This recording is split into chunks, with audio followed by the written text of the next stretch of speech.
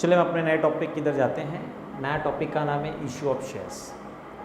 देखिए आपके जो भी सिलेबस में अब तक है वो सब पार्टनर से रिलेटेड था, और पार्टनर से रिलेटेड आपने पढ़ा, सोल प्रोप्राइटर से रिलेटेड आपने पढ़ा।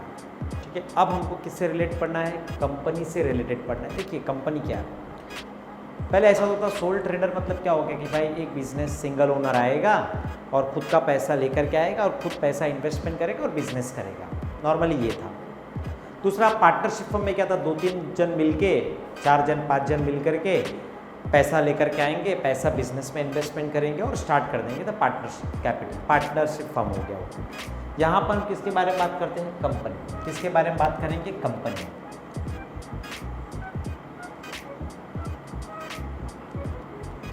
कंपनी के बारे में बात करना है। तो कंपनी क्या होता है? कंपनी का मतलब क्या होता है, ध्यान दीजिए। ऐसे अगर आप देखेंगे तो मैं एक लाइन बोल दूँ, company is an artificial person created by law having a perpetual session. Company is a artificial person, company को एक हमने बनाया है। Company is an artificial person, company को जो हम बनाते हैं, हमने मतलब ह्यूमन ने बनाया है कंपनी को, एक artificial person created by law. ये सारी जो कंपनी बनी है वो लॉ के हिसाब से बनी है, कानून के हिसाब से बनी हुई है। Having a perpetual succession and common seal. Perpetual succession का मतलब क्या हो गया, अगर मान लीजिए कंपनी में किसी का डेथ हो जाता है तो कंपनी बंद नहीं होगी, कंपनी कंटिन्यू चलती होगी। एग्जाम्पल देखा जाए, धीरूभाई अंबानी थे, धीरूभाई अंबानी का डेथ हो गया। अब धीरूभाई अंबानी का डेथ हो गया तो क्या कंपनी बंद हो गई? नहीं, वो कंपनी चलती रहेगी। तो उसको बोलते हैं perpetual succession and common seal. Company का एक स्टैम्प होता है, कंपनी का क्या होता है? एक स्टैम्प होता है, उसको बोलते हैं कॉमन सील। तो ये डेफिनेशन है, company is an artificial person created by law having a perpetual succession and common seal. वो एक क्या है, कंपनी के बारे में बताया कि कंपनी ऐसी होनी चाहिए। लेकिन बेसिकली कंपनी का मतलब क्या होता है? Section 2 subsection 20, section 2 subsection 20 of the companies act 2013, section 2 subsection 20 of the companies act 2013 के अंडर, इसके अंडर में जो रजिस्टर्ड होता है, इस सेक्शन के अंडर में जो भी चीज़ रजिस्ट्रेशन कराई जाएगी उसको हम बोलते हैं कंपनी। उसको हम क्या बोलते हैं? कंपनी बोलते हैं। ठीक है, अब भाई कंपनी ऐसा नहीं हुआ कि आज मन किया और कल उठ के हमने कंपनी स्टार्ट कर दिया। नहीं, कंपनी स्टार्ट करने के लिए 2-4 हज़ार रुपया नहीं चाहिए, 10 करोड़, 20 करोड़, 50 करोड़, 100 करोड़, 200 करोड़ रुपया चाहिए। तो 200 करोड़, 500 करोड़ रुपया जो चाहिए कंपनी स्टार्ट करने के लिए, वो एक जन की बस की बात नहीं होती कि भाई 500 करोड़ रुपया एक जन ने लाया और अपना बिजनेस स्टार्ट कर दिया। नहीं, कंपनी को बहुत सारे पैसे की ज़रूरत पड़ती है। तो कंपनी को जब बहुत सारे पैसे की ज़रूरत पड़ती है तो कंपनी क्या करती है, पैसे बैंक वगैरह से तो लेकर के आती है, लेकिन और बैंक थोड़ा ना सब सारा पैसा दे देगा, चलो भाई इतना आप मांग रहे हो इतना ले लो। नहीं, कंपनी क्या करती है, पैसे ना पब्लिक से लेके आती है। पब्लिक मतलब क्या हो गया? आम जनता। पब्लिक के पास से कंपनी पैसा मांगती है और पब्लिक उसको कंपनी को पैसा देता है। सर ऐसे ही कंपनी पैसा दे देगा? नहीं, किसके थ्रू देगा? उसको बोलते हैं इशू ऑफ शेयर्स। कंपनी अपना शेयर्स बेचेगा और उनसे पैसे कलेक्ट करेगा, पब्लिक लोग से पैसे कलेक्ट करके और बिजनेस करेगा। सर ये शेयर्स का मतलब क्या होता है? शेयर्स का मतलब कंपनी की हिस्सेदारी। कंपनी के हिस्सेदारी को बेचना, कंपनी की जो हिस्सेदारी होगी यानी कि असेट्स होगा, असेट्स की हिस्सेदारी को किसको बेचना? पब्लिक को बेचना। और पब्लिक से क्या कलेक्ट करना? पैसे कलेक्ट करना। राइट सर, हिस्सेदारी खरीदना मतलब जैसे कि एग्जांपल देता हूँ, आज जियो डिजिटल में देखिए, जियो डिजिटल में अमेज़ॉन ने एक शेयर्स खरीदा, कुछ परसेंटेज ऑफ शेयर्स इन्वेस्टमेंट किया है, तो उससे रिलायंस जियो जो था वो बहुत प्राइस उसका क्या हो गया, शेयर्स वगैरह के प्राइस बढ़ गए। तो जियो ने क्या किया, उनसे पैसे लिए और अपने कंपनी के शेयर्स बेच दिए, अपने कंपनी का हिस्सा बेच दिया। राइट, उसी को हम क्या बोलते हैं? Issue of shares. Company public से पैसे लेकर के उनको क्या बेचती है? शेयर्स बेचती है, अपने कंपनी का हिस्सा दे देती है, उसको हम क्या बोलते हैं? Issue of shares. कंपनी वो पैसा मंगाती है और उस पैसे से कंपनी क्या करती है, बिजनेस करती है। और जब उस पैसे से कंपनी बिजनेस करती है तो कंपनी को उस पैसे से प्रॉफिट होता है। बिजनेस करके कंपनी को क्या होता है, प्रॉफिट होता है। और प्रॉफिट बाद में वो किस पे डिस्ट्रीब्यूट किया जाता है, पब्लिक में डिस्ट्रीब्यूट कर दिया जाता है। यही शेयर्स का कंसेप्ट है। ठीक है, ये शेयर्स का क्या है, कंसेप्ट है। एक शेयर्स होगा तो शेयर बोलेंगे, बहुत सारे शेयर्स होगा तो शेयर कैपिटल बोलते हैं। क्या बोलते हैं हम, शेयर्स कैपिटल। ध्यान दीजिए, हम मान लीजिए ये कंपनी है एक्स लिमिटेड, एक कंपनी है। ध्यान से समझिए, इस कंपनी को है ना 100 करोड़ रुपए की जरूरत पड़ी। कितनी, 100 करोड़। ये सब आम जनता है, हम पब्लिक है।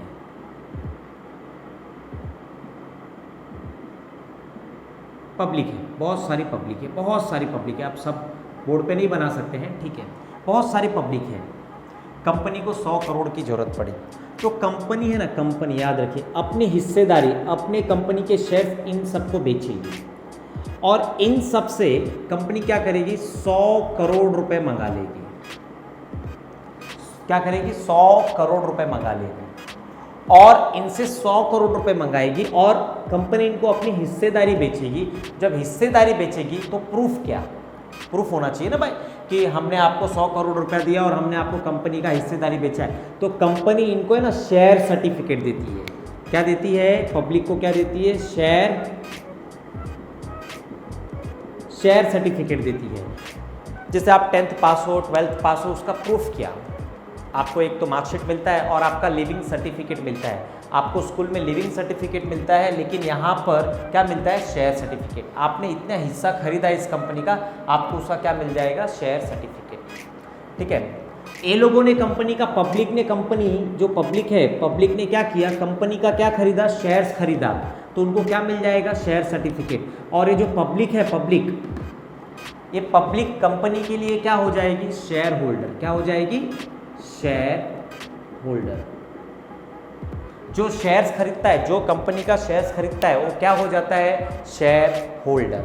शेयर होल्डर का मतलब क्या हो गया सर, शेयर होल्डर का, कंपनी शेयर होल्डर किस क्या होता है, कंपनी का ओनर होता है। याद रखो, कंपनी का ओनर कौन होता है, कंपनी का मालिक कौन होता है, शेयर होल्डर होता है। हाँ ठीक है, सीधी सी बात है भाई, जो कंपनी में पैसा इन्वेस्टमेंट करेगा, जिसका पैसा कंपनी में लगा होगा, वो क्या होगा, वो शेयर होल्डर होगा। और शेयर होल्डर कंपनी का क्या होता है, ओनर होता है। क्या होता है, वो कंपनी का ओनर होता है। याद रखिए, ऑब्जेक्टिव के लिए आता है, owner of the company, share holder. Share holder is the owner of the company. ऐसा प्रूफ क्या कंपनी क्या इशू करती है, शेयर होल्डर को, शेयर होल्डर को शेयर सर्टिफिकेट इशू करती है कि भाई आपने हमको 100 करोड़ रुपया दिया है और आपने मुझसे इतना शेयर्स खरीदा है, 10%, 5%, जो भी है कंपनी का इन्होंने जो शेयर्स खरीदा है। या ऐसे नंबर्स में, शेयर्स को नंबर में डिवाइड कर दिया जाता है। जैसे मान लीजिए एक ने 1 लाख शेयर्स खरीदा, एक ने 5 लाख शेयर्स खरीदा, एक ने 3 लाख शेयर्स खरीदा।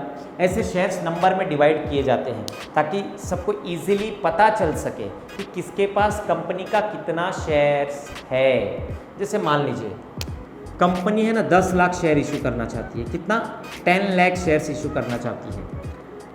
एक जन को कंपनी ने 2 लाख शेयर्स दिया, मतलब क्या हो गया, कंपनी की कितने % हिस्सेदारी खरीद लिया इन्होंने, सर 20%। एक जन को कंपनी ने ना 1 लाख शेयर्स दिया, इन्होंने कंपनी की कितनी हिस्सेदारी खरीद ली, सर 10%। एक जन को कंपनी ने ना 7 लाख शेयर्स बेच दिया, इन्होंने कंपनी की कितनी हिस्सेदारी खरीद ली, 7%, 70%। तो उस कंपनी में ज़्यादा राइट्स, ज़्यादा अधिकार, ज़्यादा डिसीजन कौन लेगा, ये 70% वाला। ये जो राइट्स लेगा, ये जो अधिकार लेगा, ये जो डिसीजन लेगा, जो इसको राइट्स है, 70% वाला सारा बिजनेस चलाता है। ये चेयरमैन हो सकता है कंपनी का। ठीक है, इतना समझ में आ गया। कंपनी का ओनर कौन होता है, याद रखना है, शेयर होल्डर होता है। कंपनी शेयर होल्डर को क्या इशू करती है ऐसा प्रूफ के लिए, शेयर सर्टिफिकेट। शेयर्स क्या होते हैं, नंबर्स में डिवाइड होते हैं। क्या होते हैं, नंबर्स में डिवाइड होते हैं ताकि हमको इजीली काउंटेबल हो जाए। जैसे example 10 lakh shares company issue कर रही है, कंपनी ने एक जन को 7 लाख शेयर्स बेचा तो कितने % हिस्सेदारी बेच दी, 70%। एक जन को 2 लाख शेयर्स बेचा तो कितने % हिस्सेदारी बेच दी, 20%। हिस्सेदारी किसमें? कंपनी में। कंपनी का मतलब कंपनी का जो असेट्स होगा उसके अंदर इनकी हिस्सेदारी होगी 70%, 20%, 10%। ठीक है, तो कंपनी का ओनर याद रखना है, शेयर होल्डर कंपनी का ओनर होता है। हम आगे चलते हैं, इतना समझ गया है तो हम आगे चलते हैं।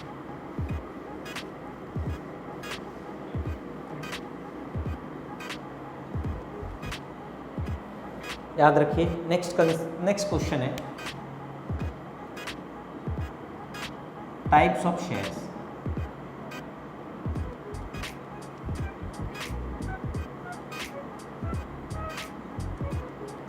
देखिए, जो टाइप्स ऑफ शेयर्स, कितने टाइप्स के शेयर्स होते हैं? 2 टाइप के शेयर्स होते हैं, ध्यान से समझिए। हाँ, सबसे पहले होता है प्रेफरेंस शेयर्स और दूसरा होता है आपका इक्विटी शेयर्स।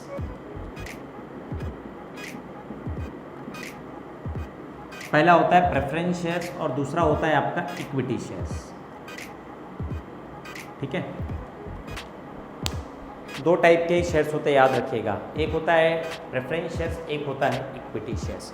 पहले जान लेते हैं प्रेफरेंस शेयर्स का मतलब क्या होता है। नॉर्मली पहले मीनिंग समझते हैं, प्रेफरेंस का मतलब क्या होता है। What do you mean by preference? Preference का मतलब होता है इम्पोर्टेंस देना, प्रायोरिटी देना, सबसे ज़्यादा महत्व देना, ज़्यादा इम्पोर्टेंस देना, ज़्यादा प्रायोरिटी देना।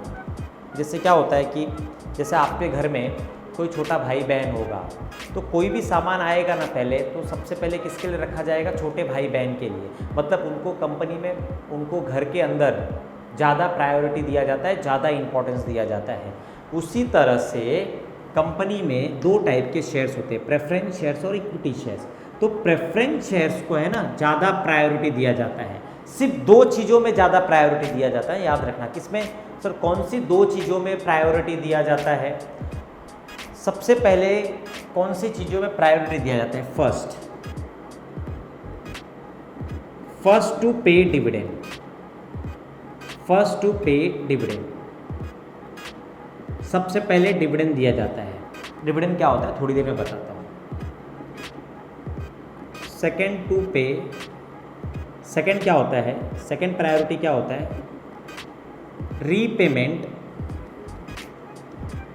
Repayment of capital on wound up of company. देखिए, मैंने थोड़ी पहले चलते हैं, पहले वाले एग्जांपल पे। मैंने अभी आपको एग्जांपल दिया था, एक कंपनी है, वो 100 करोड़ रुपीस मंगाती है,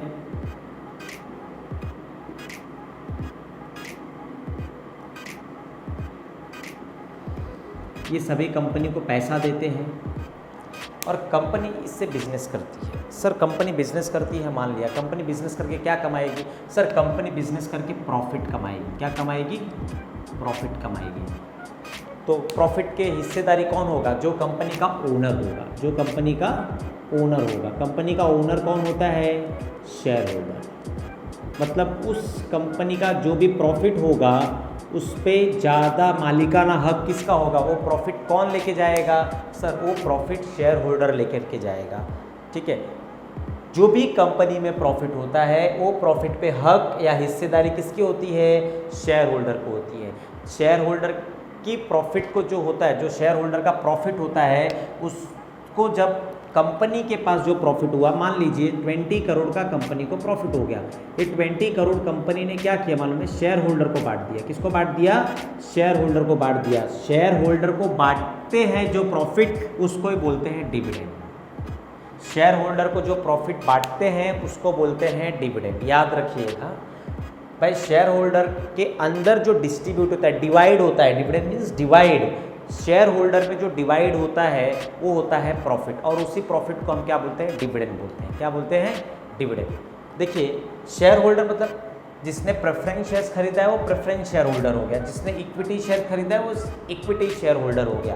तो जो भी कंपनी को प्रॉफिट होगा और वो प्रॉफिट शेयर होल्डर में डिस्ट्रीब्यूट होगा, उसको हम क्या बोलेंगे? डिविडेंड। डिविडेंड किसको मिलता है? सर डिविडेंड है ना शेयर होल्डर को मिलता है। सर शेयर होल्डर मतलब चाहे वो प्रेफरेंस शेयर होल्डर हो, चाहे वो इक्विटी शेयर होल्डर हो, उनको ही डिविडेंड मिलेगा। तो यहाँ पर बात आती है कि जब भी कंपनी को प्रॉफिट होगा तो प्रॉफिट सबसे पहले किसको डिस्ट्रीब्यूट किया जाएगा? प्रेफरेंस शेयर होल्डर को। जब इनसे प्रॉफिट डिस्ट्रीब्यूट करने के बाद जो प्रॉफिट बचेगा वो इक्विटी शेयर होल्डर को डिस्ट्रीब्यूट किया जाएगा। मतलब इसका मतलब साफ है कि इक्विटी शेयर होल्डर के पहले किसको डिविडेंड मिलेगा? प्रेफरेंस शेयर होल्डर को। ये इनकी प्रायोरिटी दिया है कंपनी को। Second, repayment of capital on wound up of company. मान लीजिए दो शेयर होल्डर है, एक कंपनी है, ये प्रेफरेंस शेयर होल्डर है और ये इक्विटी शेयर होल्डर है। इसने कंपनी को 10 करोड़ दिया है और इसने कंपनी को 50 करोड़ दिया है। अब कंपनी बंद हो गई। क्या हो गई? कंपनी बंद हो गई। और कंपनी जब बंद हो गई तो कंपनी देखती है कि भाई कंपनी के पास केवल 20 करोड़ रुपए है। कितना है? केवल 20 करोड़ रुपए है। तो आपके हिसाब से किसको दे देना चाहिए सर? इक्विटी शेयर होल्डर को दे देना चाहिए? नहीं, लॉ बोलता है कि सबसे पहले प्रेफरेंस शेयर होल्डर का पेमेंट होगा। क्या लिखा है मैंने? Repayment of capital on wound up of company. Company जब बंद हो गई तो इक्विटी शेयर होल्डर के पहले किसको पेमेंट होगा? प्रेफरेंस शेयर होल्डर को होगा। ये जो कंपनी के पास 20 करोड़ बचा है, कंपनी 10 करोड़ क्या देगी? प्रेफरेंस शेयर होल्डर को दे देगी और बाकी का 10 करोड़ इक्विटी शेयर होल्डर को दे देगी। अब आपका क्वेश्चन होगा सर इसने तो कंपनी को 50 करोड़ रुपया दिया था, इक्विटी शेयर होल्डर ने कंपनी को 50 करोड़ रुपया दिया था, लेकिन कंपनी बंद होने के बाद उसको 10 करोड़ रुपया ही चुका रही है। हाँ, उसमें कोई दिक्कत नहीं है। 40 करोड़ रुपया कंपनी दे या ना दे, डूब गया, उसमें कंपनी के ऊपर कोई केस नहीं होगा, क्योंकि कंपनी की लायबिलिटी जो होती है ना, लिमिटेड होती है। लिमिटेड लायबिलिटी, लिमिटेड लायबिलिटी का मतलब कंपनी के पास जितना है ना उतना ही कंपनी देगा। कंपनी अपना पर्सनल प्रॉपर्टी बेच के या पर्सनल प्रॉपर्टी बेच करके कोई नहीं देगा। ठीक है, इसके लिए कंपनी की लायबिलिटी लिमिटेड होती है। तो समझ में आ गया? दो टाइप के शेयर होते हैं, preference shares and equity shares. Preference shares को दो टाइप का प्रायोरिटी मिलता है। पहले डिविडेंड पे होगा किसके? इक्विटी शेयर होल्डर के पहले डिविडेंड पे होगा। डिविडेंड दो ही जन को मिलता है, याद रखिए, प्रेफरेंस शेयर होल्डर और इक्विटी शेयर होल्डर। तो इक्विटी शेयर होल्डर के पहले किसको मिलेगा डिविडेंड? प्रेफरेंस शेयर होल्डर को। जब कंपनी वाउंड अप होगी तो इक्विटी शेयर होल्डर के पहले किसको पैसा मिल जाएगा? प्रेफरेंस शेयर होल्डर को पैसा मिल जाएगा। ठीक है, ये हमने किसकी बात की? प्रायोरिटी। दो चीज़ की प्रायोरिटी होती है। किसको किसको मिलता है? सिर्फ प्रेफरेंस शेयर होल्डर को प्रायोरिटी मिलता है। अब जान लेते हैं दोनों में डिफरेंस क्या होता है। देखिए, ये थोड़ा सा थियरी हमको जरूरी है इशू ऑफ शेयर्स में, बिकॉज कितने लोगों को पता ही नहीं चलता है शेयर्स क्या होता है, शेयर्स का टाइप्स क्या है। अब डिफरेंस देख लेते हैं, दोनों में डिफरेंस क्या होता है। पहले बता दिया, प्रायोरिटी मैंने बता दिया क्या होता है। देखिए, इक्विटी शेयर होल्डर है ना, equity shares,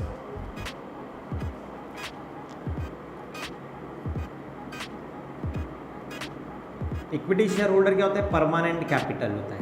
equity share holder permanent capital. ये क्या होता है? Repayment of capital. Repayment of capital.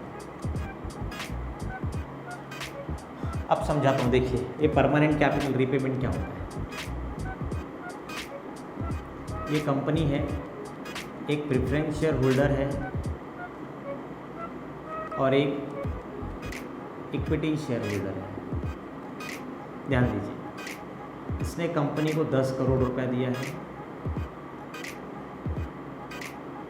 और इन्होंने भी कंपनी को 20 करोड़ रुपया दिया है।